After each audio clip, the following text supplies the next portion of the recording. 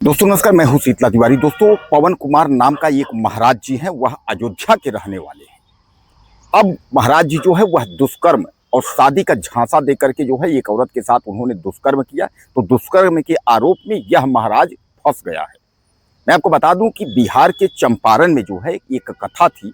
उसी कथा में जो है शादीशुदा और 2 बच्चों की माँ, एक महिला जो है खूबसूरत, वह जो है महाराज जी से मुलाकात करती है। महाराज पवन कुमार जो हैं वह उससे मिलते हैं और उसके बाद जो है नंबर लेते हैं, नंबर की अदला बदली करते हैं और उसके बाद जो है दोनों में बातचीत शुरू हो जाती है। और दोनों में बातचीत होते होते उसके बाद जो है प्रेम संबंध तक बात पहुंच जाती है, यानी दोनों में जो है प्यार हो जाता है। प्यार हो जाता है, उसके बाद महाराज जी उसको लेकर के जो है अयोध्या पहुंचते हैं।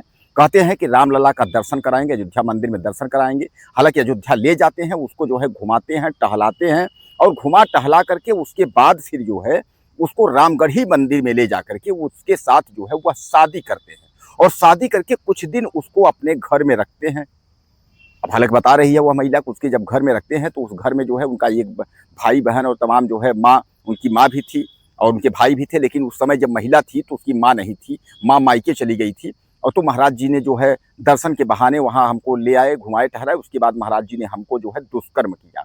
हालांकि पहले महाराज जी ने दुष्कर्म किया, लेकिन जब इसकी शिकायत उसने कहा कि उसने शिकायत कर देंगे, विरोध कर देंगे, तो विरोध करने पर महाराज जी ने कहा हम तुमको रख लेंगे, तुमको पत्नी बना लेंगे, तुमको हम शादी कर लेंगे। तो शादी का झांसा दे करके हालांकि उन्होंने रामगढ़ी मंदिर में ले जाकर शादी भी की पवन महाराज।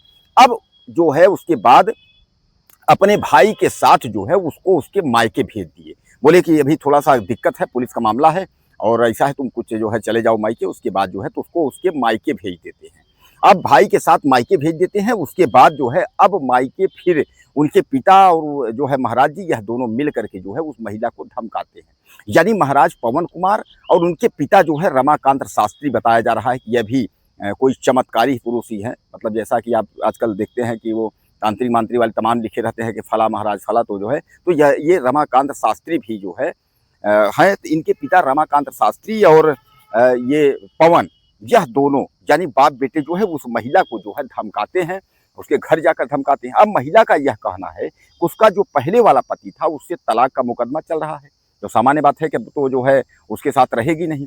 अब इधर जो महाराज जी ने उसकी जिंदगी जो है बर्बाद कर दी है, तो उसका महिला का यह कहना है कि या तो महाराज जी जो है हमको अपने साथ रखें, पत्नी बना करके रखें, और या तो फिर जो है जो हमारे साथ गलत किए हैं उसकी जो है इनको सजा मिले। यानी अब वह जो है पुलिस से जो है वो मैडम गुहार लगा रही है, यानी महिला, और वह कह रही है कि इसके ऊपर जो है कार्यवाही हो और कार्यवाही जो है और दंडात्मक जो है गंभीर कार्यवाही हो। अब दोस्तों सबसे बड़ी बात यह है कि महिला का यह भी आरोप है कि जब हम वहां से आए हैं तो हमारा 10 लाख का जो जेवरात था वह भी जो है बाबा ने रख लिया। यानी जो महाराज जो कथावाचक है ये पवन कुमार, यह बाबा ने जो है 10 लाख रुपए जो हमारा था वह भी रख लिया। और पिता रमाकांत शास्त्री जो है वो जान से मारने की जो है धमकी दे रहे हैं। वह कह रहे हैं कि हम तुमको जो है जान से मार देंगे, यानी रमाकांत शास्त्री जो है वह मारने की भी धमकी दे रहे हैं, यानी मारपीट और उसके बाद जो है जान से मारने की धमकी। यह सारा मुकदमा जो है इस महिला ने जो है वह आरोप लगाई है और पुलिस हालांकि इस मामले की जो है वह तहकीकात कर रही है। इस मामले में जो है क्या सच्चाई है, क्या गलत है, इसकी जो है पुलिस तहकीकात कर रही है। और पुलिस ने यह कहा है कि जल्द ही जो है इस पर कार्रवाई होगी। दरअसल यह महिला जो है वह बिहार के सिवान की रहने वाली है और जैसा मैं आपको बताया कि चंपारण में कथा थी, यह महिला कथा में गई थी। उसी कथा के दौरान जो है यह पवन जो महाराज हैं, कथावाचक है, इससे मुलाकात हुई थी। अब आप समझिएगा, उसके एक ट्विस्ट और समझिएगा इसमें जो है, यह महाराज जो है एक जो है सेना है, आपको मैं बताऊं उसमें जो है इसको राष्ट्रीय प्रवक्ता बनाया गया है। इस महाराज को जो है उस सेना का जो है राष्ट्रीय प्रवक्ता बनाया गया है। अब वह जो सेना है, कोई एक जो है जो आजकल चल रहा है आपका जो है ठाकुरों वाली कोई सेना है, राजपूतों वाली जो है, उसमें जो है इसको राष्ट्रीय प्रवक्ता बनाया गया है। और देवकी नंदन का जो है अपने आप को शिष्य भी बताता है कि हम देवकी नंदन के शिष्य हैं। हालांकि इसने तमाम जो है अपने नाम कमा लिए हैं, तमाम कथा कर करके जो है कथा के दौरान जो है इसने अपने जो है नाम कमा लिए हैं। तो आपको याद आ गया, मैं आपको बता रहा हूं कि करणी सेना, जो करणी सेना है, तो करणी सेना में जो है इसको 13 मई को जो है राष्ट्रीय प्रवक्ता बनाया गया है। अब आप समझ लीजिए एक तो बाबा कथावाचक और दूसरे जो है वह करणी सेना का राष्ट्रीय प्रवक्ता भी बन गया है बाबा। अब बता रहा है कि वह देवकी नंदन का जो है वह शिष्य भी है। यानी देवकी नंदन ठाकुर आप जानते हैं काफी जो है सनातन को लेकर के और कथाकार, प्रसिद्ध कथाकार हैं, तो जो है उनका यह चेला भी है। अब इन बाबा को जो है, ये बाबा ने जो दुष्कर्म किया है झांसा दे करके, तो अब इस दुष्कर्म के मामले में बाबा को जो है पुलिस, अब यह रिकॉर्ड सब देख रही है पुलिस, क्या सही है क्या गलत है, पुलिस इसका पूरा जो है ढूंढ रही है और जल्द ही जो है बाबा सलाखों के पीछे होंगे।